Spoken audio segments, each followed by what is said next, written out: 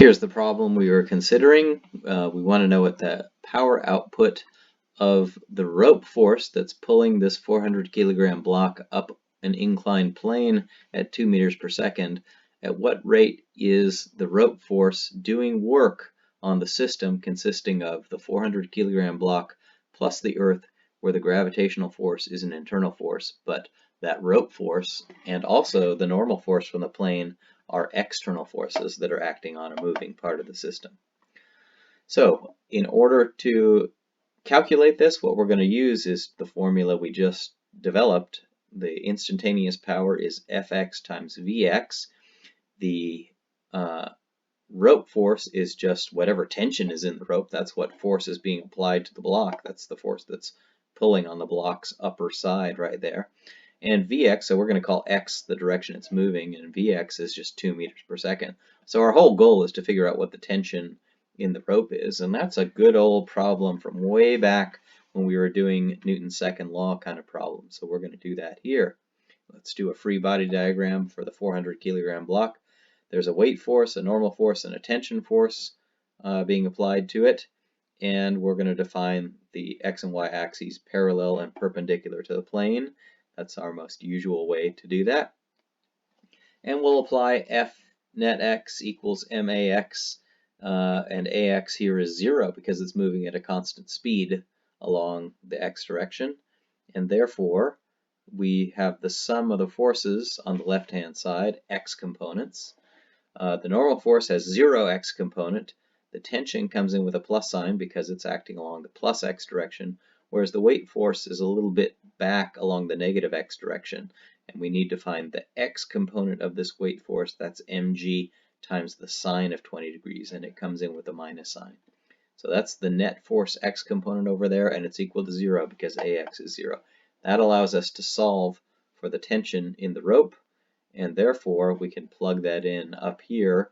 1340 newtons times 2 meters per second is 2,680 watts of, that's the rate at which the rope force is delivering energy to our system. Our system was defined to be the block plus the Earth with the internal gravitational force. Here's a second example. A 2 kilogram mass falls freely toward Earth after being released at time t equals 0.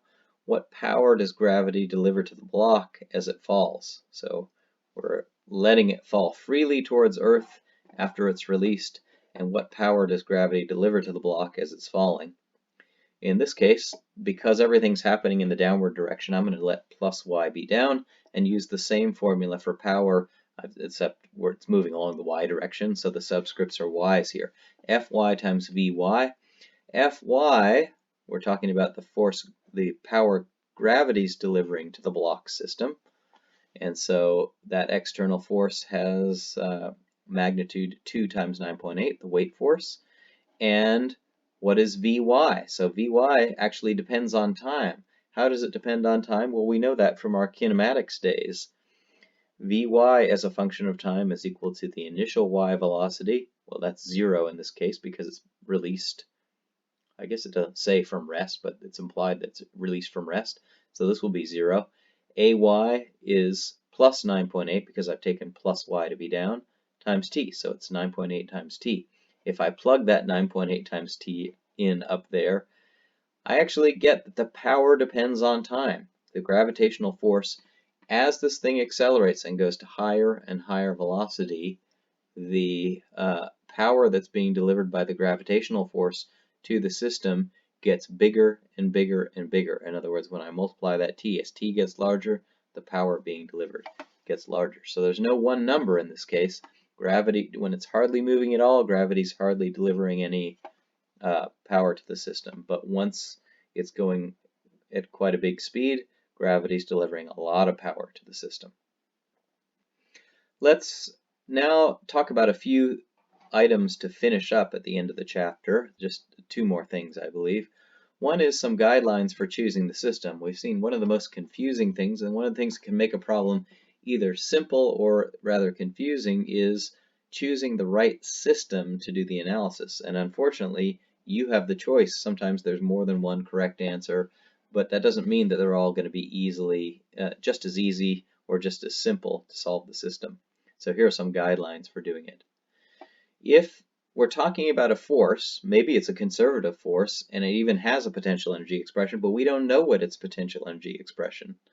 You should leave that force as an external force to the system, so it appears on the left-hand side over here. In other words, if I don't know how to put it over here, I'm going to leave it external and make sure it appears on this side over here.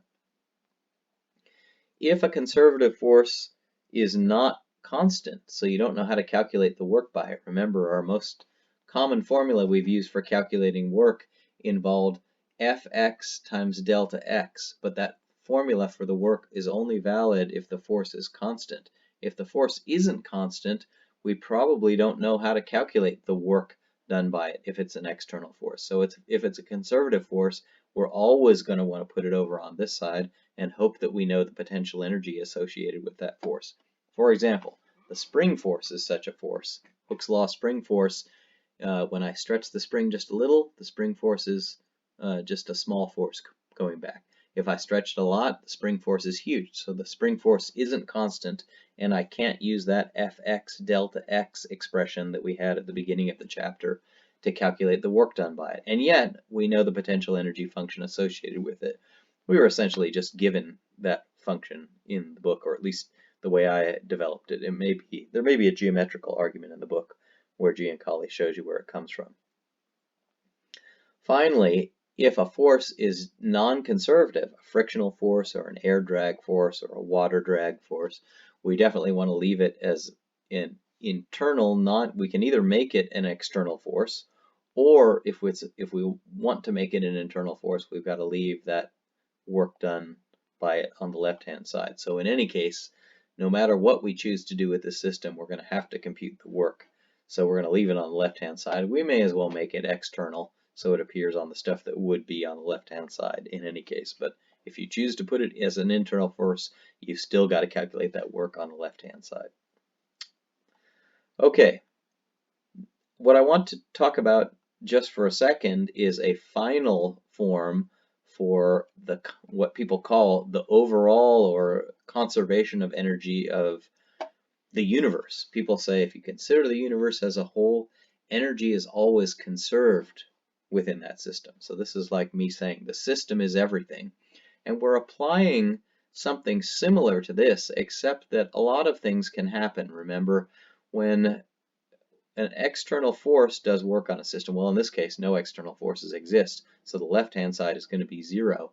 But we can imagine part of the universe is an airplane flying through the atmosphere. In this case, maybe it's flying at constant speed, so it isn't changing kinetic energy.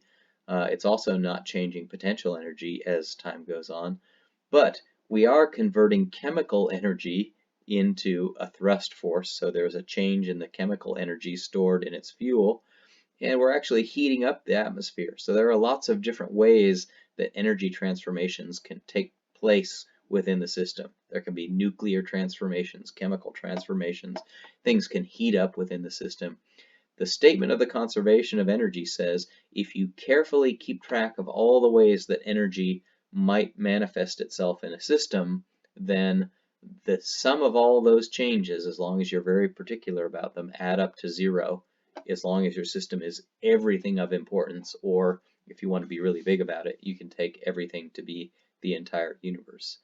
We're not really going to use that in Physics 110, but if you hear about the general notion of the conservation of energy, energy is conserved, but you have to be very particular about keeping track of all the ways energy can hide in your system.